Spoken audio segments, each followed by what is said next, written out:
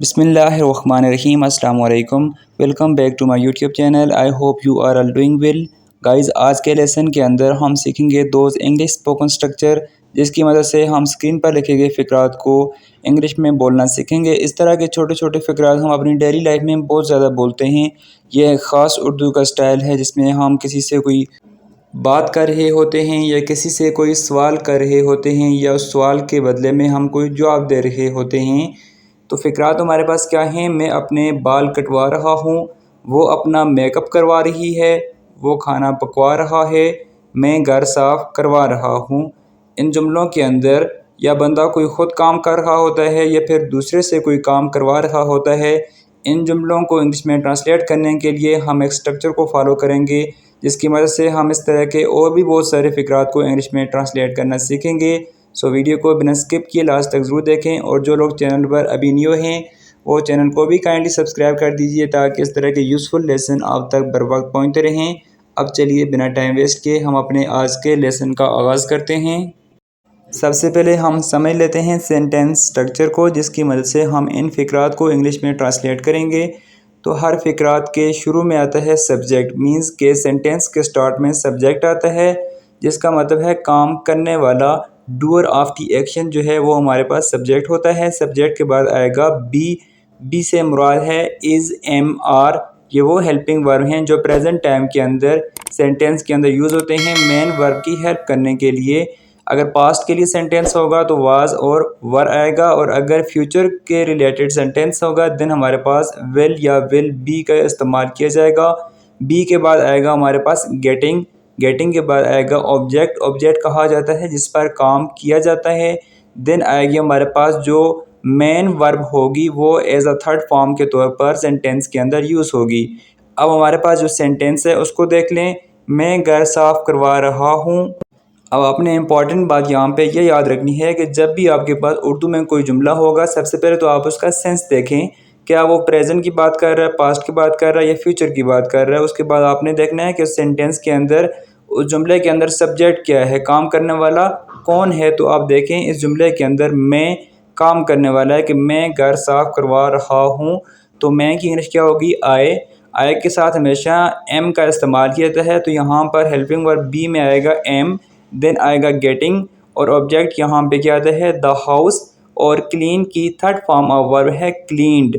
तो complete sentence हमारे पास बनेगा आई am getting the house cleaned. मैं घर साफ करवा रहा हूँ। चलें नेक्स्ट मूव करते हैं। नेक्स्ट फिक्रा है वो गाड़ी ठीक करवा रही है। अब यहाँ पर हमारे पास सेंटेंस का जो सब्जेक्ट है वो हमारे पास है वो, मींस के लड़की है, क्योंकि रही है तो वो हमारे पास लड़की है, फीमेल है, तो उसके लिए हमारे पास सब्जेक्ट आएगा शी। और शी के साथ हमेशा जो हेल्पिंग वर्ब बी आता है वो इज़ आता है, शी इज़। आगे नेक्स्ट आएगा गेटिंग। ऑब्जेक्ट यहाँ पे द कार है, और थर्ड फॉर्म ऑफ वर्ब यहाँ पे क्या आएगा? रिपेयर्ड। रिपेयर की थर्ड फॉर्म है रिपेयर्ड। तो कंप्लीट सेंटेंस बना she is getting the car repaired. वो गाड़ी ठीक करवा रही है। नेक्स्ट जुमला है हम दीवारों को पेंट करवा रहे हैं। अब इस जुमले के अंदर हमारे पास सब्जेक्ट आता है हम। हम को इंग्लिश में कहते हैं वी, और वी के साथ हमेशा आर आता है, वी आर गेटिंग। ऑब्जेक्ट यहाँ पे क्या है? The walls. एस इसलिए आएगा क्योंकि ज़्यादा दीवारें हैं, एक दीवार नहीं है। और पेंट की थर्ड फॉर्म ऑफ वर्ब है पेंटेड। तो कंप्लीट सेंटेंस बना we are getting the walls painted. हम दीवारों को पेंट करवा रहे हैं। नेक्स्ट जुमला है वो खाना पकवा रहा है।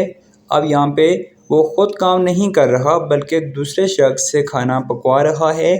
तो हमारे पास सब्जेक्ट यहाँ पे क्या है? वो के लिए इंग्लिश में क्या वर्ड होगा? ही के साथ हमेशा इज़ आता है, ही शी इट के साथ इज़ इस्तेमाल होता है, आई के साथ एम आता है, और वी के साथ आर आता है, और दे के साथ भी आर का इस्तेमाल होता है। He is getting. आगे क्या आएगा? ऑब्जेक्ट यहाँ पे द फूड, और कुक की थर्ड फॉर्म ऑफ वर्ब है cooked. He is getting the food cooked. वो खाना पकवा रहा है। वो बाग की देखभाल करवा रहे हैं। अब यहाँ पे हमारे पास इस जुमले के अंदर सब्जेक्ट आता है वो। एक से ज़्यादा लोगों की बात की गई है, तो एक से ज़्यादा लोगों के लिए इंग्लिश में वर्ड होता है दे। आर और दे के साथ हमेशा आर आता है। दे आर गेटिंग, ऑब्जेक्ट यहाँ पे है दी गार्डन। आगे V3 यहाँ पे हमारे पास आएगा मेंटेन की third form maintained. They are getting the garden maintained, वो बाग की देखभाल करवा रहे हैं। नेक्स्ट जुमला है मैं छत ठीक करवा रहा हूँ।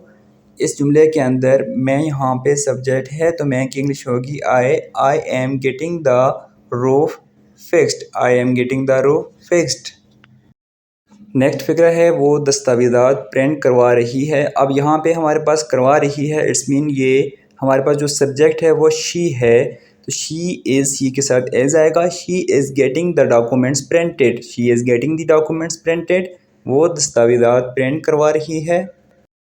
नेक्स्ट जुमला है वो पानी की टंकी साफ़ करवा रहा है। अब यहाँ पे हमारे पास ही आएगा subject. He is getting the water tank cleaned. Clean की थर्ड फॉर्म ऑफ वर्ब है cleaned. He is getting the water tank cleaned, वो पानी की टैंकी साफ़ करवा रहा है। नेक्स्ट जुमला है मैं अपने बाल कटवा रहा हूँ। I am getting my hair cut. I am getting my hair cut, मैं अपने बाल कटवा रहा हूँ। नेक्स्ट जुमला है वो अपना यूनिफॉर्म इस्त्री करवा रहे हैं। अब यहाँ पे हमारे पास एक से ज़्यादा लोग हैं तो सब्जेक्ट हमारे पास आएगा they are getting their uniforms ironed. They are getting their uniform ironed, वो अपने यूनिफॉर्म इस्त्री करवा रहे हैं। नेक्स्ट फिक्र है मैं अपने जूते पॉलिश करवा रहा हूँ। I am getting my shoes polished. I am getting my shoes polished, मैं अपने जूते पॉलिश करवा रहा हूँ।